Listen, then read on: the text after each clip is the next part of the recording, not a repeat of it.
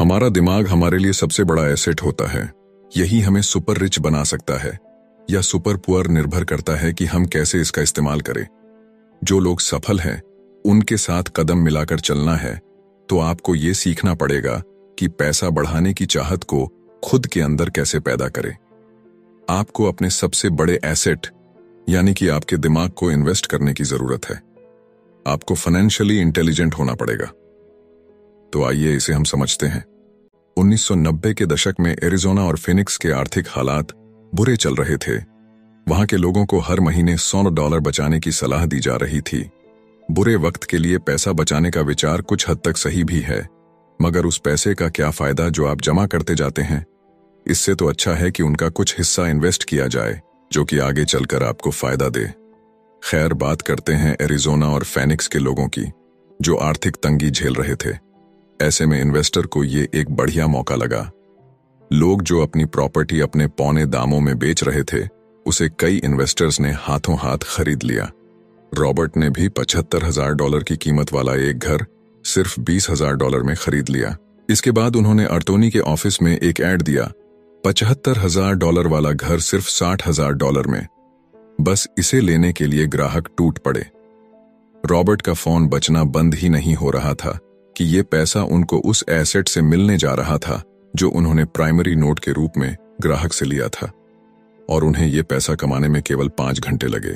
उन्होंने जो $40,000 इन्वेंट करे वो उनके एसेट कॉलम से क्रिएट हुए थे, और बगैर टैक्स के उन्होंने अचानक ही मिले एक मौके का फायदा उठाकर ये पैसा क्रिएट अपने इनकम कॉलम में ऐड कर लिए। कुछ सालों के बाद ही उनके इस बिजनेस ने इतना पैसा क्रिएट किया कि उनकी कंपनी की कार, गैस, इंश्योरेंस, क्लाइंट के साथ डिनर ट्रिप और बाकी चीजें सब कवर हो गईं। जब तक गवर्नमेंट उन खर्चों पर टैक्स लगाती, इनमें से ज्यादातर चीजें प्री टैक्स एक्सपेंसेस में खर्च हो चुकी थीं। कुछ सालों के बाद ही जो घर $60,000 में बिका था, अब वो $1,10,000 का था। अभी भी उनके पास कुछ मौके थे, मगर वो इतने कम थे कि उनके लिए रॉबर्ट को एक वैल्यूएबल एसेट लगाना पड़ता, और अपना वक्त भी तो वो आगे बढ़ गए। उन्हें अब नए मौकों की तलाश करनी थी।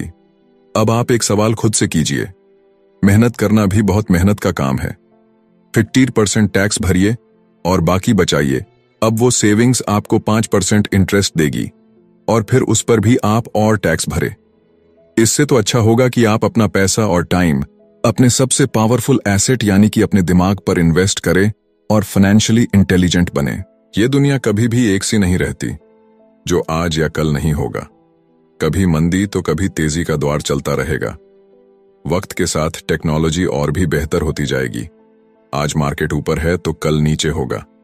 खासकर स्टॉक मार्केट तो हर रोज बदलता है। मगर इससे आपको क्या फर्क पड़ेगा?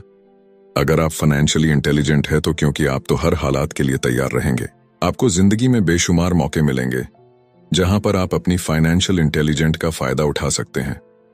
जरूरत है तो बस उन मौकों को लपकने की। अमूमन हम 2 तरह के इन्वेस्टर देख सकते हैं।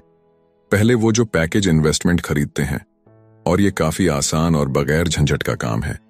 दूसरे इन्वेस्टर अपने लिए खुद ही इन्वेस्टमेंट क्रिएट करते हैं। इनको आप प्रोफेशनल भी कह सकते हैं। जितना ये इन्वेस्ट करते हैं उससे कई गुना ज्यादा पैसा बना लेते हैं। अब अगर आप इस तरह के इन्वेस्टर बनना चाहते हैं तो आपको खास तौर पर इन 3 स्किल्स को समझने की जरूरत है। पहली, ऐसी अपॉर्चुनिटी ढूंढिए जो कि बाकी न ढूंढ सके। याद रहे कि आपका दिमाग वो देख सकता है जो बाकियों की आंखें भी नहीं देख पाए। दूसरा है, पैसा बढ़ाइए। जब पैसे की जरूरत पड़े तो मिडिल क्लास केवल बैंक जाता है, मगर दूसरे टाइप के इन्वेस्टर पैसा बढ़ाकर के कैपिटल रेस करते हैं। उन्हें हमेशा बैंक की जरूरत नहीं पड़ती। और आगे ये तीसरा, स्मार्ट लोगों को ऑर्गेनाइज कीजिए। इंटेलिजेंट लोग वो होते हैं जो अपने से ज्यादा स्मार्ट लोगों के साथ मिलकर के काम करते हैं। इसीलिए इन्वेस्ट करने से पहले अपने इन्वेस्टमेंट एडवाइजर को चुनें। मुझे मालूम है कि ये सब आपके लिए कुछ ज्यादा है, मगर इसके रिवॉर्ड्स तो बड़े ही शानदार हैं। जिंदगी में रिस्क बहुत है, लेकिन उन्हें हैंडल करना सीख करके ही आप अमीर बन पाएंगे।